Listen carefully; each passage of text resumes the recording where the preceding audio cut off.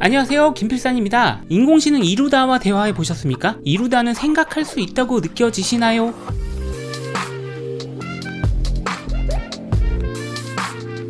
요새 이루다가 화제죠. 스캐터랩이라는 한국의 스타트업에서 만든 인공지능 챗봇인데요. 챗봇이 뭐냐고요? 챗을, 그러니까 대화를 할 수 있는 인공지능인 거죠. 지금까지 여러 챗봇 서비스가 나와 있습니다. 2011년 출시한 애플에서 만든 시리는 아이폰에서밖에 이용할 수 없지만 재미있는 센스와 유머 감각으로 애플 바들에게 사랑받고 있죠. 어둠의 챗봇인 심심이도 있습니다. 무려 2002년 출시한 고이다 못해 썩은 물 챗봇인 심심이는 사용자들이 직접 챗봇의 대화를 만들어 넣는 방식으로 학습하는 인공지능입니다. 사람들이 직접 넣다 보니까 사이코 같은 욕쟁이의 면모가 두드러지죠. 그런데 2021년에 시리나 심심이 같은 고인물들이 가득한 시장에서 이루다 같은 잼미니 인공지능이 화제가 된 이유가 뭘까요? 그것은 이루다라는 인공지능이 지극히 자연스러운 대화를 할 수 있는 기술력으로 홍보되고 있기 때문인 것 같습니다. 요새 대학생들이 쓸 것 같은 말투에 다른 인공지능과는 다르게 세상 물정 잘 모르는 순박한 성격도 잘 드러나고요. 아, 그러고 보니까 얘도 성격이 있구나. 홍보되고 있는 일러스트레이션과 활발한 인스타그램 활동을 통해서 어떻게 생겼는지 볼 수 있으니까 더 친근하게 다가오네요. 무엇보다 이루다의 가장 중요한 특징은 멀티턴 대화를 할 수 있다는 것입니다. 멀티턴 대화란 무엇입니까? 바로 단답형이 아닌 쭉 이어지는 대화가 가능한 인공지능 기술입니다. 지금까지 인공지능은 대화가 한번 왔다 갔다 한 다음에 다음 대화를 하면 전에 바로 했던 얘기를 기억하지 못하고 딴소리를 하거든요. 대화를 하는 사용자는 이런 것에서 심각한 멍청함의 기운을 느끼고 인공지능이 아직 멀었네, 뭐 부자연스럽네 하고 생각하게 되는 거죠. 멀티턴 대화가 가능하려면 지금까지 모든 대화에 대한 맥락을 이해하고 기억한 다음에 그 기억을 토대로 가장 최근의 질문에 대해서 대답해야 합니다. 심심이는 멀티턴 대화가 전혀 적용되어 있지 않은 챗봇이었고, 애플 시리는 제한적으로 멀티턴 대화가 적용되어 있으나 완전한 일상 멀티턴 대화는 불가능합니다. 하지만 이루다는 항상 지금까지의 대화의 맥락을 기억하고 질문에 대해서 대답할 수 있습니다. 김필산이 이루다와 직접 대화를 해서 멀티턴 대화가 진짜 가능한지를 한번 보도록 하겠습니다. 오늘 날씨를 물어보았고 춥다네요. 다음 질문에 우리 동네는 안 그래? 라고 물어보았는데 이 문장에는 사실 날씨를 물어본다는 맥락은 전혀 드러나 있지 않죠. 그러나 이루다는 성공적으로 날씨에 대한 맥락을 잡고 대화를 이어나갔습니다. 저는 앞 대화에서 나간다는 이야기를 이어서 어디 가냐고 질문을 던졌습니다. 그런데 이루다가 이상하게도 뜬금없이 방 청소를 한다고 합니다. 아, 멀티턴 대화 안 되네, 망했네. 다시 한번 확인하는 질문을 해서 마지막 기회를 줘보도록 합시다. 아, 이미 그녀에게는 계획이 있었던 것 같네요. 방 청소한 후에 저녁 때 나가려고 하는데 귀찮으면 안 나간다고 합니다. 전체적인 맥락이 느껴지시죠? 이것이 멀티턴 대화입니다. 그럼 이제 우리는 근본적인 질문을 해보도록 합시다. 이루다는 생각할 수 있나요? 그러니까 인간과 같은 생각을 할 수 있나요?